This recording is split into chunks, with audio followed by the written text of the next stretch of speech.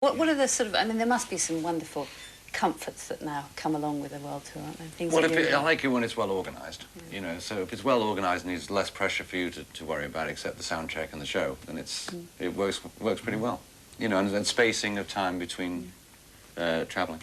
Do you find that you encounter a different sort of fan now? I mean, there are obviously three generations probably of fans. Yeah. What are they like? What are the people sort of... Oh, it's wonderful. I mean, you get a lot of young people our age, generation. And a lot of young kids that climb on board and start listening to our music and seem to appreciate it, and that's just fantastic. I mean, if you're fortunate enough in pop music to reach that stage where you have all these different ages, then isn't that what it's about? It's about longevity, you know. All pop artists want to have a really long career, you know? very few do, in fact. And very few are fortunate enough to have that. And our music, when we write songs or do an album, we don't aim for any one particular audience. We aim to try and, which is... Anyone who's listening. Anyone who's listening, you know, everybody we try to see if they like it, you know. Yeah. But we please ourselves first and hope everybody else likes it. But we don't aim just for one market. Now, you mentioned that during one of those lows, which was, I think, early in the 70s, you decided to split up. And then, obviously, you came back together. Well, we didn't sort of decide to split up. We just split up. Yeah, it sort of like happened, didn't it?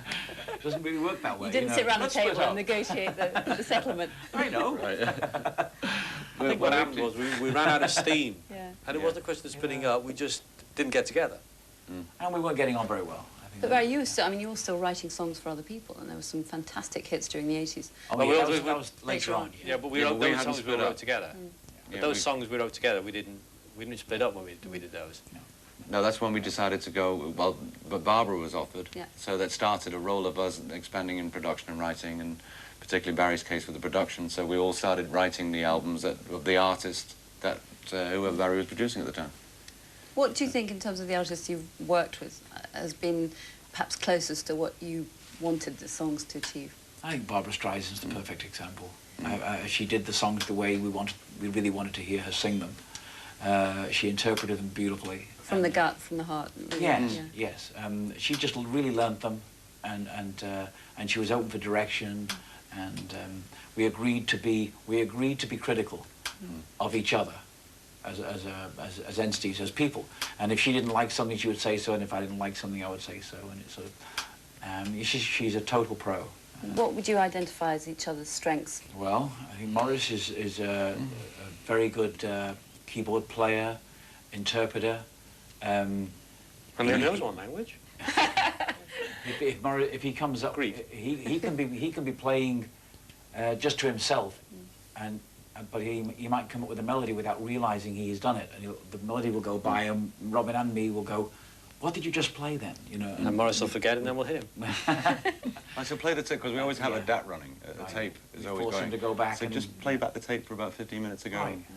Then we'll have what we have. We might find a melody there that's really priceless, you know. I'm great at forcing them to do what they don't want to do. You're the one who wills to stick. Robin's a great listener. And, observer. Yeah. And what about, I mean, the future, the ambition, that there can't be any... You've had every single award. You're now in the Hall of Fame. You've had Lifetime Awards, endless Grammys. Are there any real ambitions left to fulfill?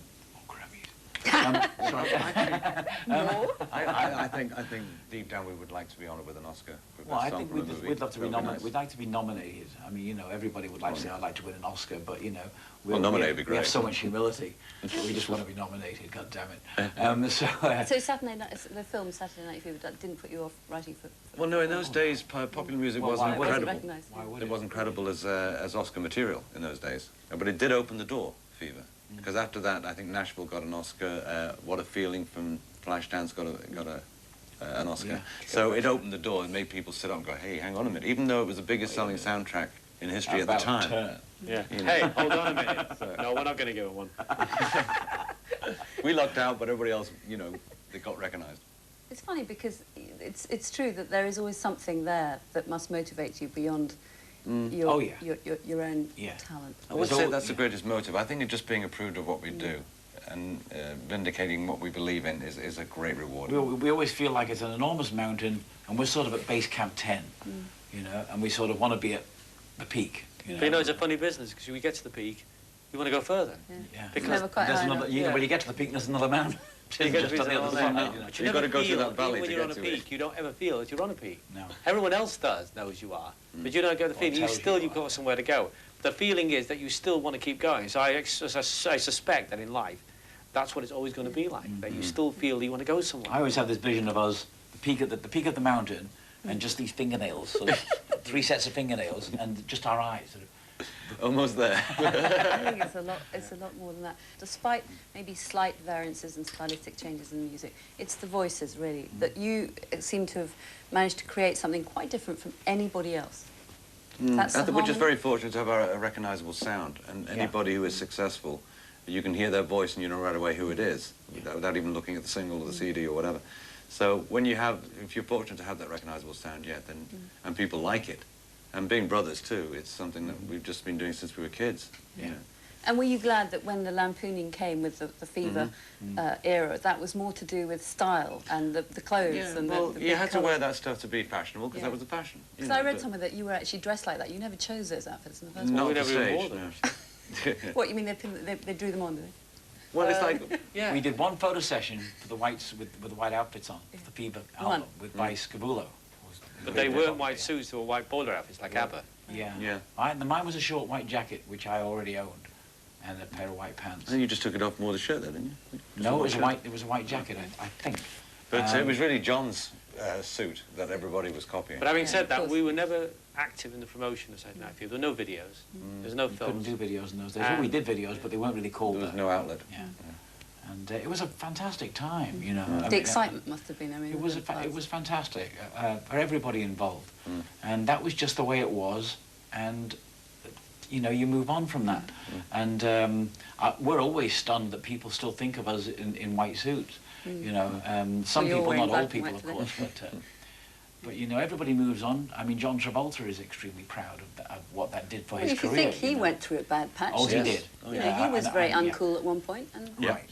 So we all became uncool for a little while. And but you know, you've got to. Our philosophy is you've got to take the cracks on the head with the slaps on the back. You know, and in a career that's lasted this long, you expect that. Oh yes. And is there anyone that three of you would like to collaborate with? We'd love to work with Paul McCartney. Yeah. We'd love to work with Elton John. We'd love Phil Collins. Babyface. We like Babyface. We'd like to work with him. And I gather you're going to be working with Michael Jackson. Yes. Michael, of course. Yes. Who's a great friend. Yes. Yeah. Now, what's that Well, going to we were talking in Cleveland that he would like to do an album with us. No, a single, I think. Or, well, either one. A song. I thought he was talking about other things. Which you'll write or he'll write? Both. Right together. Right together, yeah. He'd like to collaborate with us on something. Then you could take the whole, sort of join up your tours, world tours, could you? Well, he said something about that when I said, look, I thought... No, Michael. He always does that, he always gets his fingers stuck in the bottom. So there is talk. What did he say? He's lost his blue cap again. It's the 5th time this week. He said, He said, look. Last time we did it with a large bottle, it was awful. Yeah. It took him 2 days to get that one off. There was an interview, it flew in their face, you know. It was Melvin Bragg, wasn't it? Product placement. Happens. You still haven't told me what he said. Who? He said, you know, it would be great if we all went on tour together. Yeah. And well, we agreed. I mean, But I couldn't imagine 4 30-foot statues going down the Thames. You know? yeah. That might have been nice. Well, she's nice. Yeah. It's a different way of promoting an album. I mean, we were in the other room with George Martin 2 days ago, talking about the whole philosophy of music, and there's a special series he's doing called The Rhythm of Life. I know, he was following me in the car going home, and I just saw him in the mirror, and I thought, there's the man who did all the records that I loved. Yeah. And I find it quite a feeling meeting him. We were talking to our teacher. We're friends, you know. We were talking to our teacher. This is the man that did every record that I've ever loved. Yeah. Well, you're still very humble despite this enormous fame, and it's been... It's the bottle. It's the bottle. It's the Evian. Thank you very much for joining us on VIP, and good luck with it. Thank you. Thank you for having us. Keep going, won't you? Oh, we will. Katrina, no love the sign Bee of the Gees. hairy chests and medallions and white suits that I No, used to they're lust long after. gone. They're long gone, I'm afraid. But for those who are ardent Saturday Night Fever